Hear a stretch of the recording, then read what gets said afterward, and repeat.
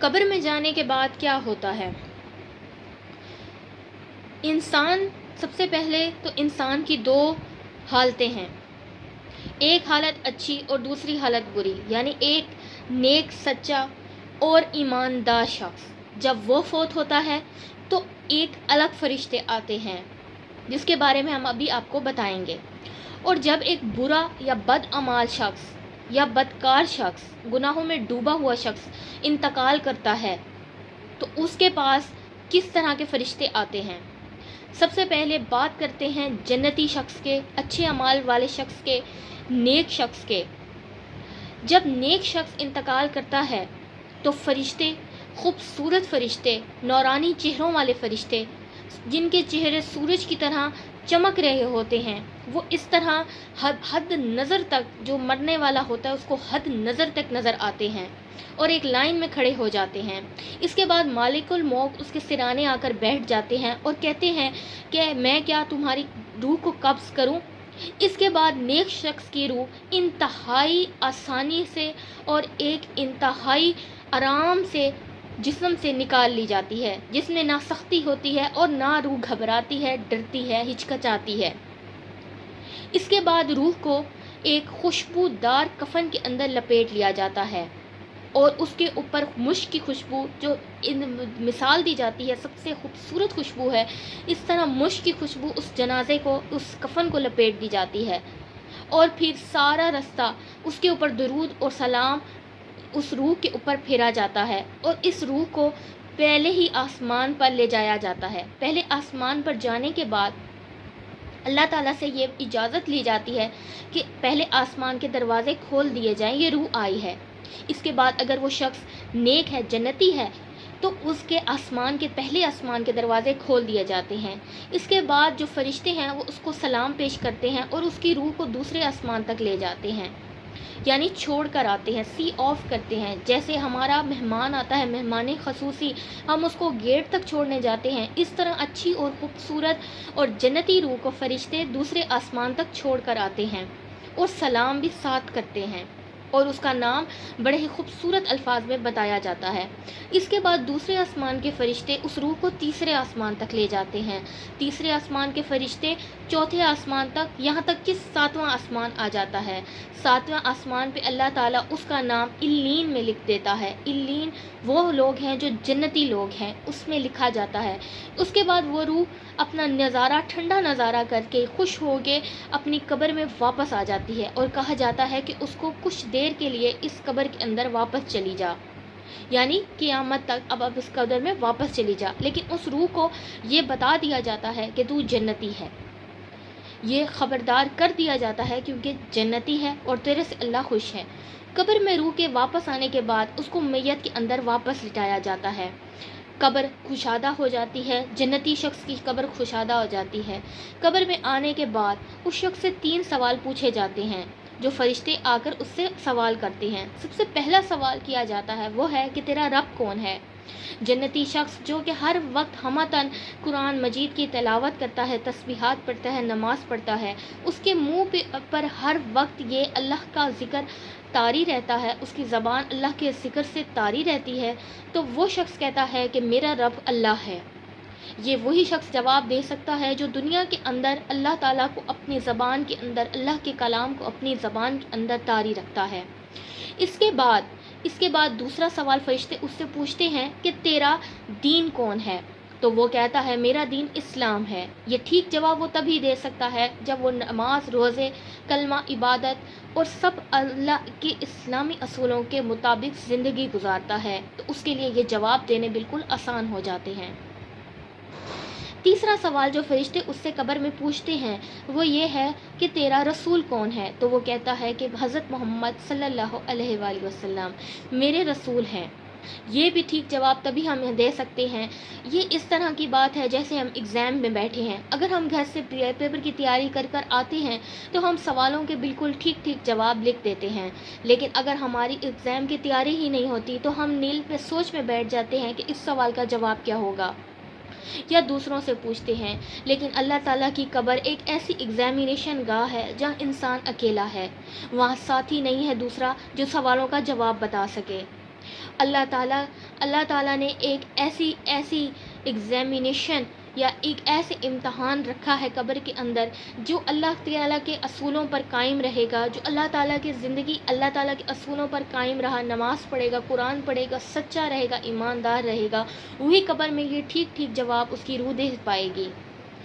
اس کے بعد یہ تینوں جواب دینے کے بعد فرشتے اس کو مبارکباد پیش کرتے ہیں کہ تو نے تینوں سوالوں کے صحیح جواب دیے، اب تیرے پہ جنت کا دروازہ کھل چکا ہے۔ اس کے بعد اس کی قبر کی زمین کو کشادہ کر دیا جاتا ہے اور اس پہ جنت کا دروازہ کھول دیا جاتا ہے۔ اس دروازے سے ٹھنڈی ٹھنڈی ہوا آتی رہتی ہے جو کہ میت کو پرسکون ہوتی ہے۔ اس کی میت کی روح جو میت ہوتی ہے اس کو کشادہ کیا جاتا ہے، ٹھنڈا رکھا جاتا ہے اور جنت کی نوید سنا دی جاتی ہے۔ اس کے بعد اس کے عملوں کو بہت ہی خوبصورت شکل میں ایک انسان آتا ہے، میت آتی ہے جو بتاتی ہے کہ اب کچھ وقت کے لیے یہاں ٹھہر جا، کچھ وقت کے لیے یہاں رک جا، یعنی یہ وقت قیامت کا ہے۔ قیامت میں اللہ تعالیٰ نے حساب کا دن اللہ تعالیٰ نے سب کو جنت اور دوزخ میں بھیجنا ہے، لیکن فی الحال کے لیے انسان پر جنتی یا دوزخی ہونے کا جو رزلٹ ہے وہ اناؤنس کر دیا جاتا ہے روح کے اوپر۔ اس کے بعد یہ تھی ایک جنتی روح کی کہانی، یعنی کہ جو روح جنت تھی جس نے ایمان پر تھی۔ اس کے بعد اب باری آتی ہے سجین کی۔ سجین مطلب برے اعمال کرنے والے دوزخی لوگ۔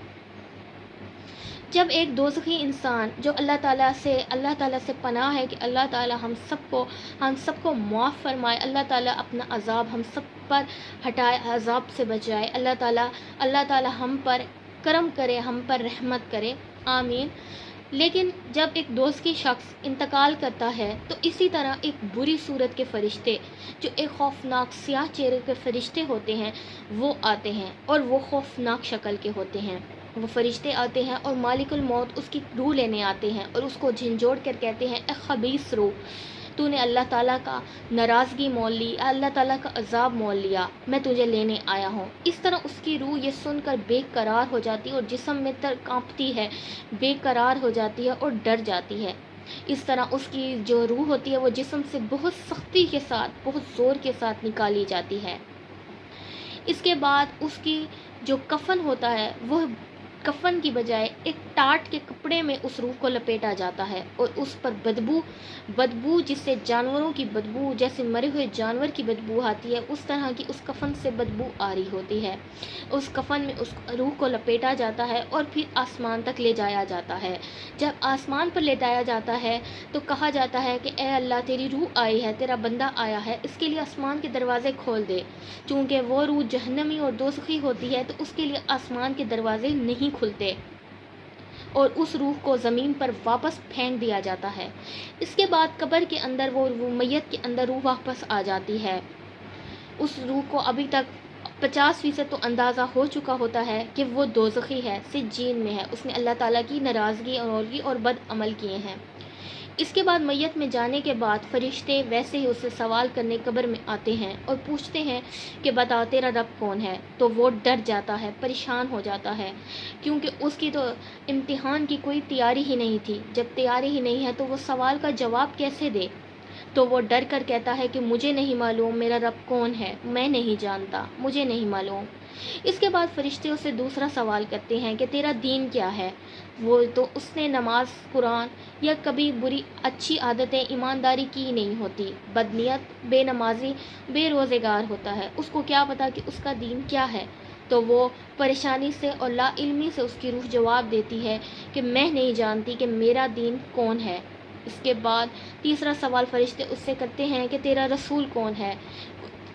وہ جواب دیتا ہے کہ اس کو نہیں معلوم کہ اس کا رسول بھی کون ہے۔ وہ تینوں سوالوں کے جواب نہیں دے پاتا کیونکہ اس نے دنیا میں رہنے کے وقت تیاری ہی نہیں کی قبر میں جانے کی۔ قبر کی تیاری کی ہوگی تو انسان یہ سوالوں کے جواب دے پائے گا۔ جب اس نے سوالوں کے جواب دیے ہی نہیں، دنیا میں رہ کر تیاری کی ہی نہیں اپنی آخرت کی، اپنی قبر میں جانے کی، تو وہ سوال کیسے دے گا؟ اس طرح وہ فیل ہو جاتا ہے اور فرشتے اسے کہتے ہیں کہ تیرے لیے اب جہنم کے دروازے کھل چکے ہیں اور تو اب جہنم میں ساری زندگی رہے گا۔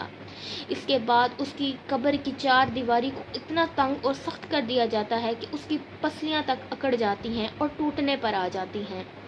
اس کے لیے آگ کا بستر بچھا دیا جاتا ہے اور جہنم کی کھڑکی کھول دی جاتی ہے اور کہا جاتا ہے کہ اب ساری عمر تو نے جہنم میں رہنا ہے، تیرے بد عملوں کی یہی سزا ہے۔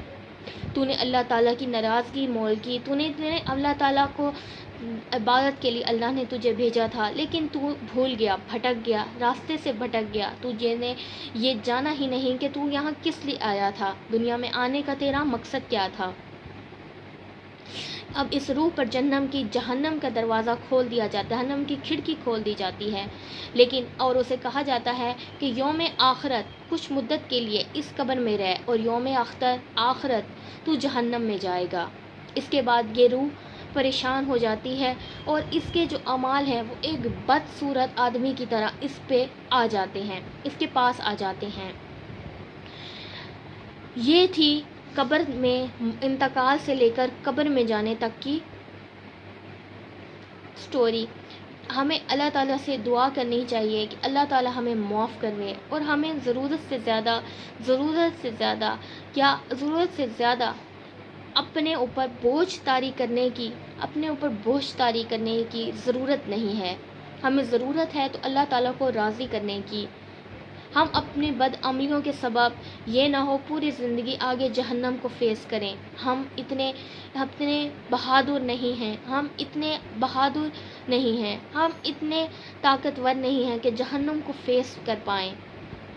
اللہ تعالیٰ سے دعا ہے کہ اللہ تعالیٰ ہمیں جنت دکھائے، اپنے آسانیاں پیدا کرے، ہم پر نیک عمل کرنے کی توفیق دے۔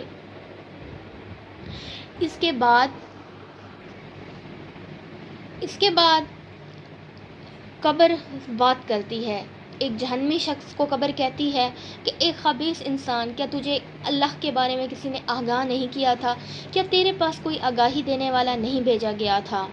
تو زمین پر آکڑ کے چلتا رہا، کیا تو نہیں جانتا تھا کہ تو نے مرنا ہے اور تو نے اللہ کا عذاب فیس کرنا ہے؟ تیرا اب سامنا ایک بدبودار، تنگ، خوفناک اور ڈرا دینے والوں کیڑوں سے ہے جو تیرے اوپر ابھی تیرے میت کو کھائیں گے۔ یہ تنگ، تاریکی اور خوفناک کیڑے، سانپ، بچھو جو میت کو کھوکھلا کر دیں گے اور انسان پر جہنم کا دروازہ کھل جائے گا۔ اس کے بعد اسی طرح اس جہنمی میت سے قبر بھی منہ موڑ لیتی ہے۔ قبر بھی اس کا دل نہیں کرتا کہ وہ اس میت کو قبر کے اندر جگہ دے، وہ چاہتی ہے کہ وہ اپنے بوجھ کو باہر نکال دے۔ اسی طرح ایک جنتی شخص کی میت سے قبر خوش ہو جاتی ہے اور کہتی ہے واہ سلام تجھے، میں تیرے لیے سب زمین بچھا دوں گی، میں تیرے لیے کشادہ ہو جاؤں گی، میں تیرے لیے خوشبودار ہو جاؤں گی، میں تیرے لیے ٹھنڈی ہو جاؤں گی۔ اور میت کو اتنا پرسکون محسوس ہوتا ہے جیسے آدھی سے زیادہ جنت تو اس کو اسی قبر میں ہی مل گئی۔ جہنمی شخص کو جو مردے اس کے قبر کے ارد گرد دفن ہوتے ہیں وہ اس روح پر لعنت دیتے ہیں اور کہتے ہیں کہ تو ہم سے شخص بعد میں آیا، تجھے موقع ملا کہ تو ہم سے زیادہ نیکیاں کر پاتا، دنیا میں رہ کر جنت کما سکتا۔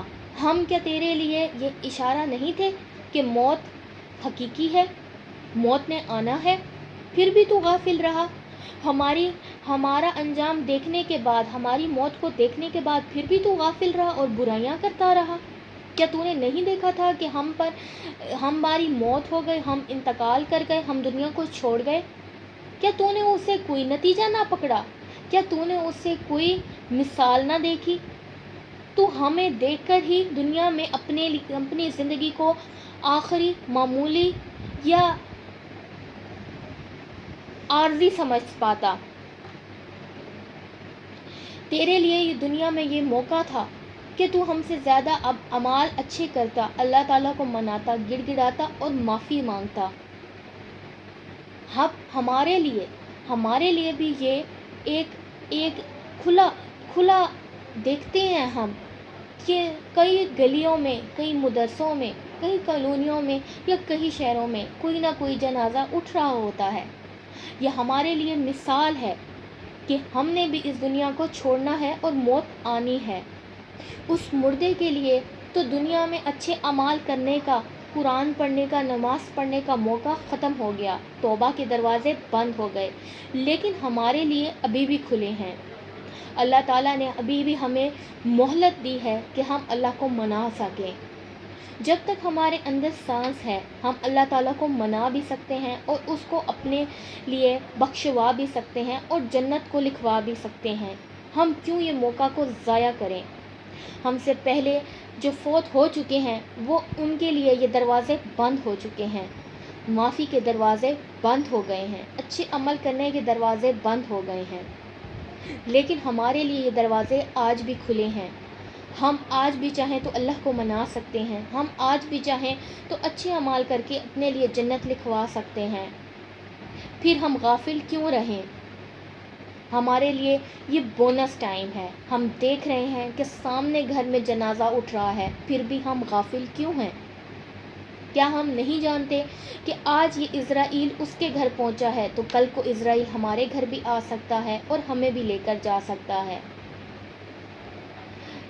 جیسے ہی یہ دنیا کا ریت ہے کہ ایک جنازہ اٹھا، لوگ اکٹھا ہوئے، دفنا کر آ گئے اور پیچھے مڑ کر دیکھا بھی نہیں، اس مردے نے قبر میں اکیلی رات گزاری۔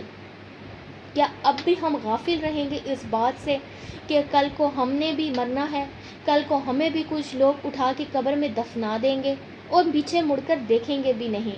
آج جن کی فکر کے اندر ہم نماز چھوڑ دیتے ہیں، قرآن چھوڑ دیتے ہیں، اپنے لیے بری رشوت لے لیتے ہیں، برائی اختیار کر لیتے ہیں، بد دیانتی کر لیتے ہیں، بد عملی کر لیتے ہیں کہ کچھ بچا کر گھر لے جاؤں، یہی گھر والے ہی اٹھ کے قبر میں دفنا کر آتے ہیں۔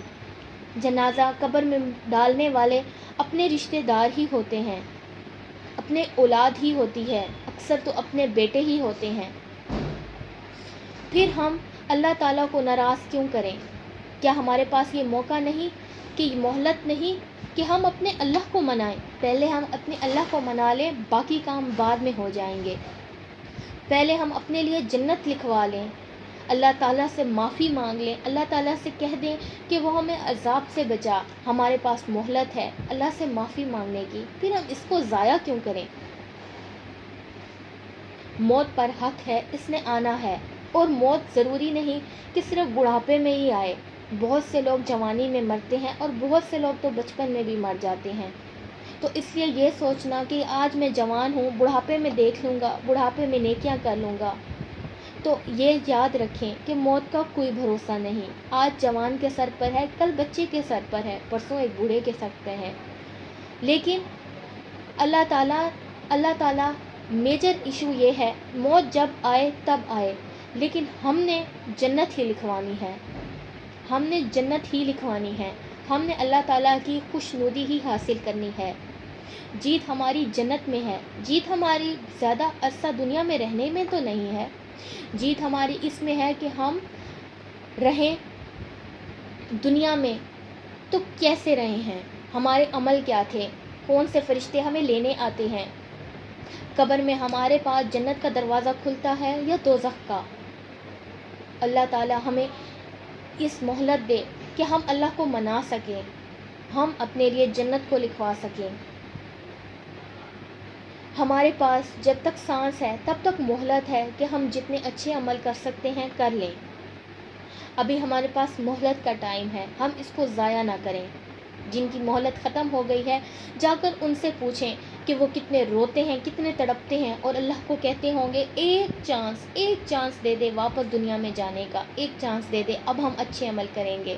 وہ کیسے گڑ گڑاتے ہوں گے جو قبر میں پہنچ گئے ہیں، جن کی روحوں پر جہنم کی کھڑکیاں کھل گئی ہیں، وہ اللہ سے کیسے ہر وقت گڑ گڑاتے ہوں گے کہ ہمیں ایک موقع اور دے دے، لیکن اللہ تعالیٰ کا کہنا ہے کہ مرنے کے بعد توبہ کے سب دروازے بند ہو جاتے ہیں۔ یہ مہلت تب تک ہے جب تک ہمارے پاس سانس ہے، جب تک ہم دنیا میں زندہ ہیں تب تک ہمارے پاس مہلت ہے۔ اس مہلت کے رہتے رہتے ہم جنت کو اپنے لیے منگوا لیں۔ آگے وہ عذاب ہے جس کو ہم جھیل نہیں پائیں گے، آگے وہ دشواریاں ہیں جس کو ہم جھیل نہیں پائیں گے، آگے اتنا بڑا عذاب جہنم اور اس طرح کی عذاب ہیں برے اعمالوں کے، بددیانتوں کے، بے نمازیوں کے، کہ ہم نہیں جھیل پائیں گے۔ اس سے بہتر ہے کہ رہتے وقت رہتے ہم سنبھل جائیں۔